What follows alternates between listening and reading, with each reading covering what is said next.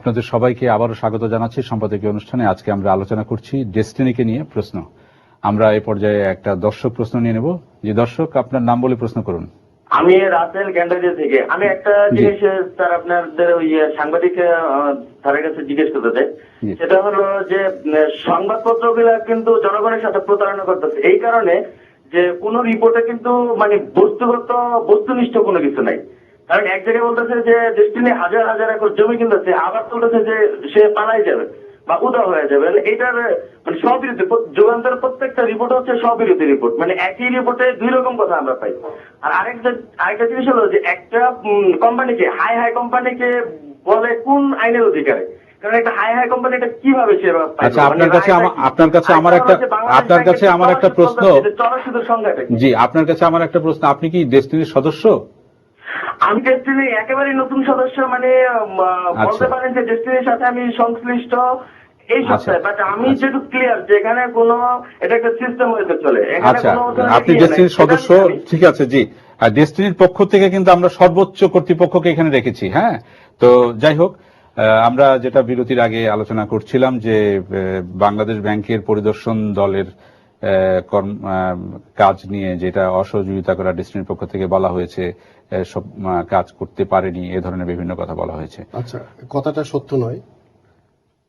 আপনি নিজেই বলেছেন আমারও একটা দীর্ঘ অভিজ্ঞতা আছে সরকারি কাজ করার, এবং এই ধরনের যদি কোনো ইনভেস্টিগেশন হয় প্রথমে আপনার প্রতিষ্ঠানকে জানাতে হবে যে আপনার প্রতিষ্ঠানে ইনভেস্টিগেশন হবে। ওনারা আসলেন, বললেন আমরা বাংলাদেশ ব্যাংক থেকে আসছি ইনভেস্টিগেশন করতে। প্রথমত যে কোনো কেউ এসে বললেই যে আমি ইনভেস্টিগেশন করবো, তাকে তো করতে দেওয়া যাবে না। তাকে একটা চ্যালেঞ্জ করতে হবে, আপনি যে আসছেন আপনার অথরিটি কি অথরিটিতে আপনি আসছেন। এবং এটা যেহেতু একটা সমবায় অধিদপ্তরের অধীনে বাংলাদেশ ব্যাংকের ইনভেস্টিগেশন যদি হয় তাহলে অথরিটিতে বলতে হবে। বাংলাদেশ ব্যাংকের নিরীক্ষা দল যেখানেই যায়, আমরা যতদূর জানি হঠাৎ করেই যায়। হঠাৎ করে আজ পর্যন্ত কোথাও চিঠি দিয়ে গেছে কোন ব্যাংকে সম্ভবত এইভাবে কোনো নজির নেই। তাহলে আপনার এখানে যদি যারা বিটিআরসির বা এই ধরনের ইনফরমেশন ডিপার্টমেন্টের কেউ যদি আসে, আপনি অবশ্যই তাদেরকে ইয়ে করবেন। কিন্তু তাদের সাথে আইডি কার্ড থাকবে। তার সাথে যদি আপনি ব্যাংকের একটা লোক এসে বলে আমি ইনভেস্টিগেশন, আপনি তাকে দেবেন? এটা হলো সমবায় অধিদপ্তরের অধীনে একটা প্রতিষ্ঠান, তো সমবায় অধিদপ্তরের পারমিশন নাই। কিন্তু ব্যাংকের থেকে যারা আসছে তারা তো বাংলাদেশ ব্যাংকের চিঠিটা নিয়ে আসবে, এসে বলবে যে এই বাংলাদেশ ব্যাংকের চিঠি, আমরা আসছি আপনাদের তদন্তে। ঠিক আছে, যাই হোক। তাদের কোনো চিঠি ছিল না। প্রথম আইসায় তারা বললেন যে আমাদের এতগুলি জিনিস চাই। আমরা অবশ্যই বললেন যে চাইবো, কিন্তু এগুলো দিতে তো সময় লাগবে। আপনি এতগুলি জিনিসের যেগুলোর নাম বলছে এগুলো অফ হ্যান্ড প্রডিউস করা যায় না। বলছে তো ঠিক আছে, তাহলে আমরা চলে গেলাম, আপনারা আমাদেরকে জিনিসগুলি দেবেন। ওনারা হাতে লিখে একটা লিস্ট দিয়েছেন। আমার যতটুকু মনে পড়ে এটা বোধ হয় 15টা কি 19টা আইটেমের একটা হাতে লেখা একটা লিস্ট দিয়েছেন। সেই লিস্টে যতগুলি কাগজ দরকার ছিল সেই লিস্টগুলি তারা দিয়েছেন এবং তারা এটা রিসিভ করে নিয়েছেন। আমি যদি এই প্রশ্নটা জানতাম তাহলে আমি সেই কাগজটা হাতে করে নিয়ে আসতাম যে ওনারা সেই কাগজটা রিসিভ করেছেন। কিন্তু যখন রিপোর্ট দিয়েছেন তখন বলতেছে আমরা কিছু পেয়েছি, বেশিরভাগ পাইনি। তা যদি না পেয়ে থাকে তাহলে সেটা ঊর্ধ্বতন কর্তৃপক্ষকে জানানো উচিত ছিল যে আপনাদের আমরা সহযোগিতা পাচ্ছি না, কিন্তু সেটা রিপোর্টে উল্লেখ থাকবে কেন? কিন্তু কোনো ঊর্ধ্বতন কর্তৃপক্ষের কাছে যায়নি। জি, আমি একটা বিষয় আজকে আমি আপনাদের ইয়ে থেকে ওয়েব পেজ থেকে আমি ডাউনলোড করেছি। আমি দুইটা রিপোর্ট এখানে দেখাতে চাই। ডেস্টিনির আপনার ফিনান্সিয়াল হাইলাইটস একটা আছে, আরেকটা আছে 5 years at a glance. 5 years at a গ্ল্যান্সে আমি যদি এখানে ডেস্টিনি ফিনান্সিয়াল হাইলাইটসে আমি যাই, আপনাদের এখানে পেইড আপ ক্যাপিটালের পরিমাণ আপনাদের বলা আছে 14,91,00,000,000। না, এটা কিন্তু অন্য কোম্পানি করতেছেন আপনি। It is destiny 2000 limit. আমি একই দিক এটা ফিনান্সিয়াল হাইলাইটস এবং এই যে আমি না এটা কোম্পানির হচ্ছে ডেস্টিনি 2000 লিমিট। জি, আর আমরা আলোচনা করতেছি ডেস্টিনি মাল্টিপারপাস কোঅপারেটিভ সোসাইটি। এখানে আমি যে অসঙ্গতিটা, এটা তো আপনাদের এই গ্রুপের অংশ, তো গ্রুপের অংশ, তো গ্রুপের অংশ হিসেবে আমি এখানে দেখাতে যাচ্ছি যে এখানে পেড আপ ক্যাপিটালের বলা আছে, এক জায়গায় বলা আছে 2009-10-এ 14,91,00,000। একই বিষয়ে 2009-10-এ আরেকটা জায়গায় বলা আছে 15,10,00,000। 2009-10-এ দুই ধরনের রিপোর্ট বলা আছে। আরেকটা জিনিস আমি দেখাতে যাচ্ছি, 2007-08-এ আপনাদের পেড আপ ক্যাপিটালের পরিমাণ ছিল 2,69,00,000। 2,69,00,000, এটা মাত্র 2 বছরে হয়েছে 14,91,00,000। কিভাবে হয়েছে? আপনারা 100 টাকার শেয়ার প্রতি আয় হয়েছে 760 টাকা 2007-08-এ, যেটা একটা অবাস্তব। আমি মনে করি যে 100 টাকার শেয়ারে 700 টাকা লাভ করা কিভাবে সম্ভব, এটা যদি আপনি একটু ব্যাখ্যা দিতেন।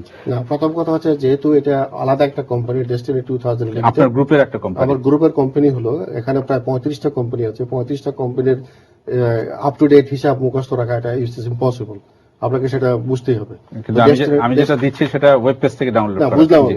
যদি আপনার যদি প্রশ্ন থাকে আপনি আমাকে দিতে পারেন, এটা আমি কনসার্ন ডাইরেক্টর থেকে কনসার্ন যে কি বলে চেয়ারম্যান আছে, ওদের ম্যানেজিং ডিরেক্টর আছে, তাদের সাথে আলোচনা করে আমি উত্তর দিতে পারবো, কারণ এটার জন্য আমি তৈরি না। জি, আচ্ছা, এইখানে আরেকটা জিনিস যেটা বাংলাদেশ ব্যাংকের রিপোর্টে বলা আছে যে বিভিন্ন বিষয়ে বলা আছে যে এখানে অনেকগুলো বিষয় এখানে তুলে ধরেছে যে আপনাদের মোট সম্পদ, স্থায়ী সম্পদ, আমানত, স্থিতি, শেয়ার মূলধন বৃদ্ধির হার অস্বাভাবিক। প্রত্যেকটার জায়গায় এখানে মার্ক করা আছে বৃদ্ধির হার অস্বাভাবিক, মানে আপনাদের শেয়ার মূলধন রাতারাতি লাফিয়ে, আমি যেটা বললাম যে আপনি বলছেন এটা একটা কোম্পানিতে 100 টাকা শেয়ার 700 টাকা, ঠিক একইভাবে এখানে বলা আছে। কি এত লাভের কারণ? এত লাভে না, শেয়ার মূলধনের লাভের কথা বলি, শেয়ার মূলধন বাড়ছে। আপনার প্রথমে অথরাইজ ক্যাপিটাল ছিল 50 crore শুরুতে 2000 সালে, তারপরে 7-8 এটা হলো 300 কোটি। জি, সরকার পেড আপ ক্যাপিটাল কত? 300 কোটি। না, অথরাইজ ক্যাপিটাল আর পেড আপ ক্যাপিটালের মধ্যে তফাৎ পেড আপ আছে। ক্যাপিটাল 300 কোটি টাকা। না, এটা হলো ওই যে ঋণ মূলধন সংগ্রহের অনুমতি। প্রথম ছিল 50 কোটি, তারপরে হলো 300 কোটি, তারপর হলো 1400 কোটি।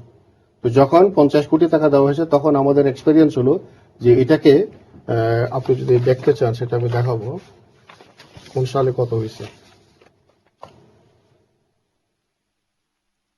এই ফাঁকে আমরা একটা প্রশ্ন নিয়ে নিই, একটা দর্শক প্রশ্ন। প্লিজ। জি দর্শক, আপনার নাম বলে প্রশ্ন করুন। আমি মোহাম্মদ রেজাউল করিম। জি বলেন। আপনার টেলিভিশনের ভলিউমটা একটু কমিয়ে নেবেন। সম্পাদকের সাথে কথা বলতে চাচ্ছি। জি বলেন। হ্যালো, জি বলেন। আমি সম্পাদকের সাথে কথা বলতে চাচ্ছি। জি বলেন। আমি মিরপুর থেকে বলছি। আমি বলতে চাই যে ডেস্টিনি যে আপনারা লিখতেছেন পত্রিকায় যে ডেস্টিনি অসত্যভাবে বিজনেস করে, কিন্তু আমি ডেস্টিনি তৃণমূলের একজন ডিস্ট্রিবিউটর। আমি গভর্নমেন্টকে এখন পর্যন্ত 2,500 টাকা ট্যাক্স প্রদান করছি। তাহলে এখানে কেমন করে ডেস্টিনি আপনি বলতে পারেন যে ডেস্টিনি অসত্যভাবে বিজনেস করে? এটা কিভাবে সম্ভব? দেখেন, আমি সামান্য একজন তৃণমূলের ডিস্ট্রিবিউটর 2,500 টাকা ট্যাক্স অলরেডি প্রদান করছি। বাংলাদেশের এমন ইনকাম মানুষের যারা কোটি কোটি টাকা ইনকাম করে, কিন্তু গভর্নমেন্টে 1 টাকা ট্যাক্স প্রদান করে না। কিন্তু আমরা কিন্তু সবসময় দেশের জন্য কাজ করি। আমি বলবো আপনারা এমন কিছু করবেন না যাতে দেশের জন্য অনেক বড় ক্ষতি হয়, কোটি কোটি ডিস্ট্রিবিউটরের জন্য অনেক কিছু ক্ষতি হয়। জি ধন্যবাদ আপনাকে। ডেস্টিনির পক্ষ থেকে সর্বোচ্চ কর্তৃপক্ষ এখানে আছেন। জি না, বলছে যে প্রথমে মূলধন ও সংগ্রহের সীমা ছিল 50 কোটি, সেটা সরকার বাড়িয়ে যখন 300 কোটি করেছে আমরা 266 কোটি পেয়েছি। সেখান থেকে বাড়িয়ে যখন 1400 কোটি করা হয়েছে তখন আমরা 1366 কোটি পেয়েছি। এখন আমরা সেটাকে সাজেস্ট করেছি আরো বাড়াবার জন্য। সরকার যদি বাড়ায় সেগুলো আমরা মূলধন বাড়াতে পারবো, সরকার যদি না বাড়ায় হবে না। জি, আমি গোলাম মাওলার কাছে আসি আবার। গোলাম মাওলা, এখানে একটা জিনিস সম্ভবত রিপোর্টে এটা বলা আছে, ব্যাংকিং খাতে বর্তমানে যে তারল্য সংকট রয়েছে এজন্য ডেস্টিনিকে অভিযুক্ত করা হয়েছে সেই রিপোর্টে। এটা কি আপনি আমাদেরকে একটু ডিটেল বলবেন? হ্যাঁ, এটাই মানে আসলেই এখন বর্তমানে তারল্য সংকটের কারণে কিন্তু ব্যবসা বাণিজ্যের একটা মন্দা অবস্থা চলছে। ব্যবসায়ীদের মধ্যে নানা রকমের কথা উঠছে, অনেক জায়গা থেকে কথা হচ্ছে এটা নিয়ে। তো বাংলাদেশ ব্যাংকের যে রিপোর্ট তারাও বলছে যে তারল্য সংকটের জন্য এই ধরনের ব্যবসা, বিশেষ করে এমএলএম ডেস্টিনিকে তারা অভিযুক্ত করেছে তাদের রিপোর্টে। এই রিপোর্টে যে কথাটা বলা হচ্ছে যে তারল্য সংকটের কারণে আপনাদের কোম্পানিও দায়ী হতে পারে বলে সন্দেহ করা হচ্ছে। প্রথমে দায়ী করে নেই, সন্দেহ করেছে যেটা হতে পারে। তখন আপনাকে একটা জিনিস প্রশ্ন করি আমি, বাংলাদেশে 30টা ব্যাংক আছে। 30টা ব্যাংকের তারল্য সংকটের জন্য কি ডেস্টিনি এককভাবে দায়ী? আপনি 2 কোটি লোক, আপনাদের সাথে 2 কোটি লোক, 2 কোটি লোক না, আমার কাছে 45 লক্ষ সদস্য আছে ডেস্টিনির সাথে। ডেস্টিনি মাল্টিপারপাস কোঅপারেটিভের সাথে আছে 6 লক্ষ। এটা শেয়ার মার্কেট থেকেও বড়। শেয়ার মার্কেটে 35 লাখ বিও অ্যাকাউন্ট আছে, যার পেছনে হয়তো 35 লাখ, এখানে তো 6 লাখ। 35 লাখ বিও অ্যাকাউন্টের পেছনে হয়তো খুব বেশি হলে 7 থেকে 8 লাখ লোক আছে। আমার এখানে ডেস্টিনি মাল্টিপারপাস কোঅপারেটিভ সদস্য হচ্ছে 6 লক্ষ। জি, তো 6 লক্ষতে 6 লক্ষই যে অ্যাক্টিভ তা তো না। 6 লক্ষের মধ্যে আপনি 4 লক্ষ বাদ দিতে পারেন, 2 লক্ষ হয়তো অ্যাক্টিভ থাকতে পারে। তাহলে 30টা ব্যাংক যেখানে তারল্য সংকটে ভুগছে, তারা যে শেয়ার মার্কেটে গেল, তারা যে শেয়ার মার্কেটে লস করলো, সেটাকে দায়ী করলেন না, ডেস্টিনিকে আপনি দায়ী করলেন। রিপোর্টে এটা যুক্তি কতটুকু সেটা বলেন। এখন জিনিসটা হচ্ছে যে রিপোর্টে যেহেতু এগুলো আশঙ্কা প্রকাশ না, করা রিপোর্টে তো হয়েছে, আমি এই বলতে বিষয়ে পারি। আপনাদের বক্তব্য জানার জন্যই কিন্তু আজকে এই না, অনুষ্ঠান। সেটাই জি। কথা হচ্ছে যে বাংলাদেশে 30টা ব্যাংকের মধ্যে 30টা ব্যাংকের তারল্য সংকটে আছে, সরকারি বেসরকারি সকলেই, আন্তর্জাতিক জাতীয় সবাই।